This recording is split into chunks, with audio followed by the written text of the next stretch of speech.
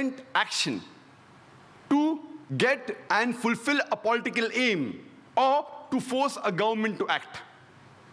This word terrorism was initially first time coined in 1790s during the French Revolution.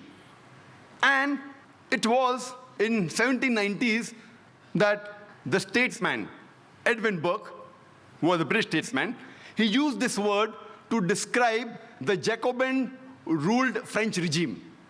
And the years 1793 and 1794, it was called the Reign of Terror, the Years of Terror. And Maximilien Robespierre, he was heading this government, and during that time, he has killed thousands of people. He has guillotined thousands of innocent human beings. Historical records tell us that he had arrested more than 500,000 human beings, out of which 40,000 he has executed. More than 200,000 were deported, and more than 200,000 they were starved and tortured to death in the prisons. So this word terrorism initially was coined to describe the people during the French Revolution. Today, we have in the international media, there is a very common statement which is repeatedly bombarded, especially in the Western media. And that statement is, all Muslims are not terrorists, but all terrorists are Muslims. And this statement was even imported to India, especially after the 11th July, the serial train bomb blast that took place in Bombay, especially to Bombay. And we find that even in India, especially in Bombay, people kept on repeating the statement that all Muslims are not terrorists, but all terrorists are Muslims. Let us analyze today what do the historical records tell us, and what does the data on terrorist attack that is available in world history, what do they tell us? When we look at the records, in 19th century, we can hardly find any terrorist attacks have been done by Muslims. Time does not permit me to speak about the details of the attacks taking place in the 19th century. I'll just mention a couple of them. We know that in 1881, Tsar Alexander II of Russia, he was assassinated. He was traveling in a bulletproof carriage in St. Petersburg Street. There was a bomb that kills innocent 21 bystanders. He comes out of the bulletproof carriage, another bomb comes, and he's killed. He was not killed by a Muslim, he was killed by Ignis. He was a Pole from Burbusk. He was a non-Muslim, he was an anarchist. We know in 1886, there was a bomb blast that took place in the Haymarket in Chicago during the labor rally. And 12 innocent people were killed. One amongst them was a policeman by the name of Dejan. Later on, 7 policemen were injured, and they died in the hospital.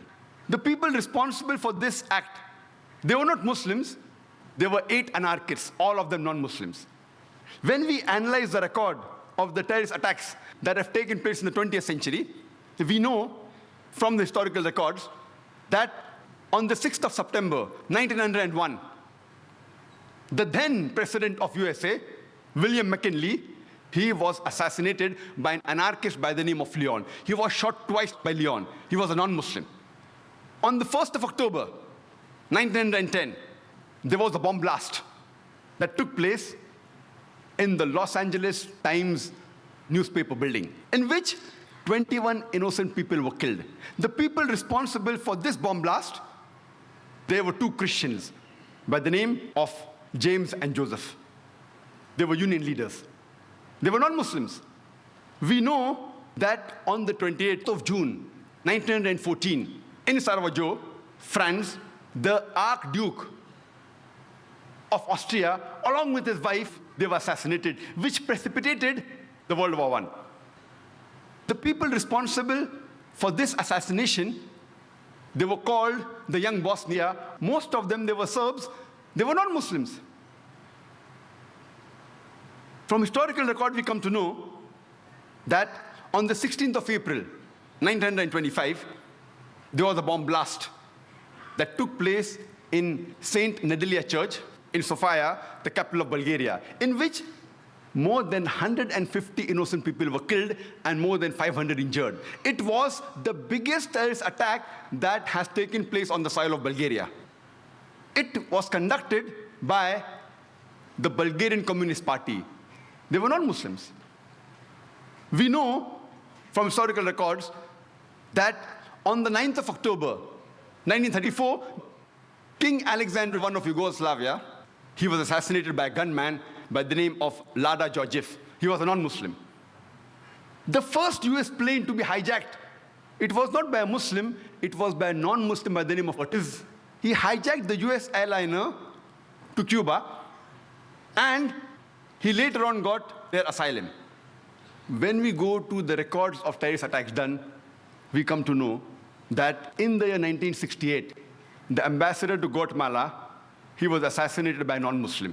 In 1969, the ambassador to Japan, he was knifed by a Japanese, a non-Muslim. The ambassador to Brazil in 1969, he was kidnapped by a non-Muslim. The famous attack, the Oklahoma bombing, which took place on 19th of April, 1995, where there was a truck loaded with a bomb which rammed into the federal building in Oklahoma, which killed 166 innocent human beings. And hundreds other were injured. Initially, it came in the press, Middle East conspiracy, for days together. Later on, they came to know it were two right-wing activists, Christians by the name of Timothy and Terry, who were responsible for the bombing of the federal building in Oklahoma. But when this news comes, it comes for a couple of days and then it vanishes. But before, for several days, Middle East conspiracy, Middle East conspiracy. After World War II, from 1941 to 1948, in a span of 8 years, 259 terrorist attacks were conducted by Jewish terrorists. By many organizations, Ignun, Stern Gang, Haganah, and we know of the famous bombing of King David Hotel, which took place on the 22nd of July, 1946. They were conducted by Ignun, under the leadership of Menachem Begin, in which 91 innocent people were killed, out of which 28 were British, 41 were Arabs, 17 Jews, and 5 others. The Ignun group, they dressed up as Arabs to show as though Muslims did the bombing. And the person responsible was Menachem Begin. And it was the biggest terrorist attack against the history of British Mandate, in which 91 people were killed. And at that time, Menachem Begin, he was called as terrorist number 1 by the British government. Later on, after a few years, he becomes the Prime Minister of Israel. And later on, after a few years, he gets the Nobel Prize for Peace. Imagine, a person who has killed hundreds and thousands of innocent human beings becomes the Prime Minister of Israel and later on gets the Nobel Prize for Peace. And most of the groups that were fighting, like Stern Gang, Ignun, Haganah, all of these Jewish groups and the leaders like Yitzhak Rabin, Menachem Begin, Ariel Sharon, later on became prime ministers and high-holding ranks in the state of Israel. And all of them, they were fighting for a Jewish state. If you see the world map, before 1945, Israel did not exist. Israel didn't exist. These Jewish groups, they were called as terrorists by the Britishers. They fought for a Jewish state. Later on, with power, they grabbed the land and they kicked the Palestinians out. And now these same people are calling the same Palestinians who are fighting for a more just cause, for getting the land back. And they are labeled today as terrorists by the Israelis. Imagine, Hitler incinerated 6 million Jews. He kicks the Jewish community out.